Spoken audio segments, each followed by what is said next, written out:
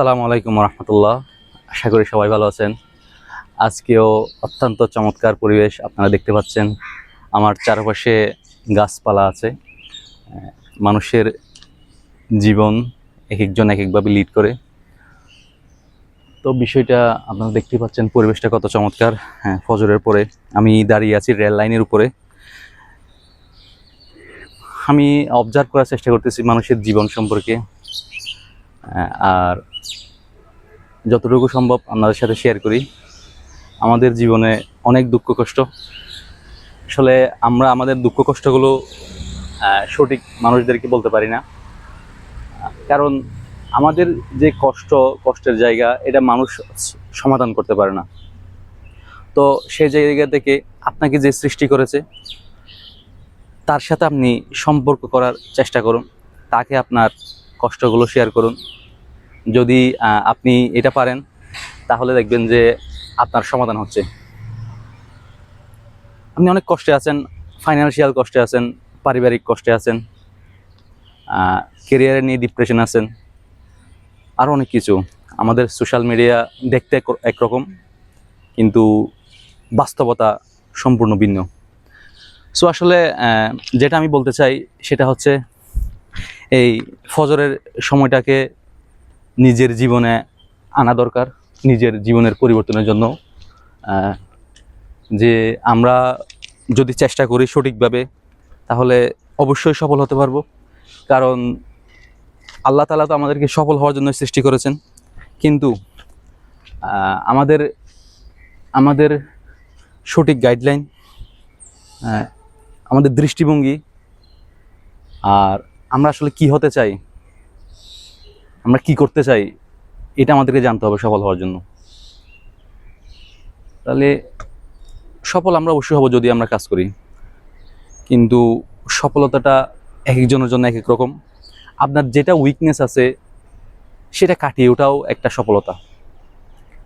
আপনি একটা স্বপ্ন দেখবেন, সেই স্বপ্নটাকে সেট আপ করবেন লং টাইম, শর্ট টাইম, আস্তে আস্তে আস্তে প্রত্যেকটা দিন কাজ করবেন ওই স্বপ্নকে বাস্তবায়ন করার জন্য।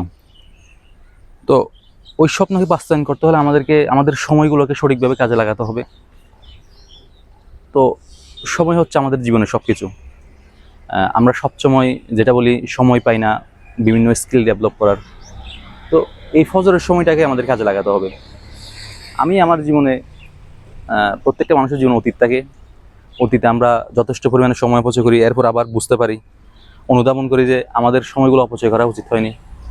তো সেই জায়গা থেকে আমি আমার লাইফেও অনেক সময় অপচয় করেছি, আবার নতুন করে চেষ্টা করতেছি নিজের সময়টাকে কিভাবে কাজে লাগানো যায়, নিজেকে আরও বেটার করা যায়। কারণ আপনি সফল হওয়া ছাড়া আপনাকে কেউ পাত্তা দিবে না, কারণ আপনাকে সফল হতেই হবে এই দুনিয়া থাকলে। এবং যদিও প্রত্যেকটা দিনই কোনো না কোনো দুর্ঘটনা ঘটতেছে, কোথাও ভূমিকম্প হচ্ছে,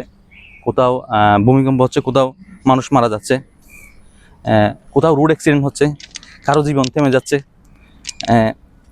তো সেই জায়গা থেকে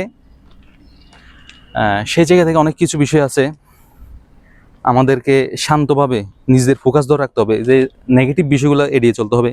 যে দেশে অনেক কিছু হচ্ছে, এরকম কিছু করা যাবে না দেশে।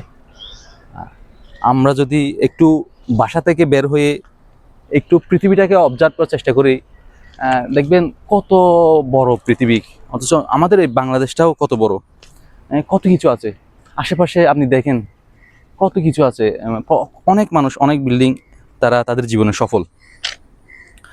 তো আমরাও সফল হতে পারবো যদি আমরা চেষ্টা করি সেভাবে। এখন কি হয়, আমাদের সময়টা নির্দিষ্ট গণ্ডির মধ্যে আবদ্ধ।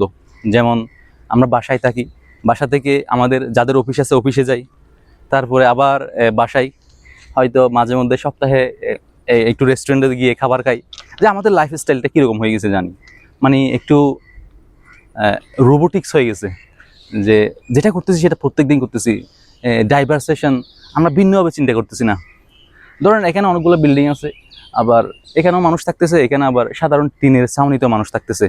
এখন এক একজন এক একভাবে চিন্তা করতেছে। যে বিল্ডিংয়ে থাকতেছে সে বলতেছে আমার এটা নাই ওইটা নাই, কিন্তু আপনার যেটা আছে সেটাকে গুরুত্ব দেন, আপনার যেটা আছে সেটাকে কাজে লাগানোর চেষ্টা করেন। তখন দেখবেন যে আপনার জীবনটা অনেক সুন্দর হয়ে যাচ্ছে ইনশাল্লাহ। তো আজকে অনেকক্ষণ কথা বললাম।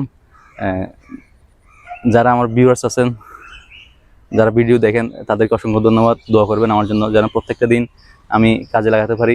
সময় অনেক গুরুত্বপূর্ণ, সুস্থ থাকা অনেক গুরুত্বপূর্ণ। সুস্থ থাকার জন্য হাঁটা গুরুত্বপূর্ণ।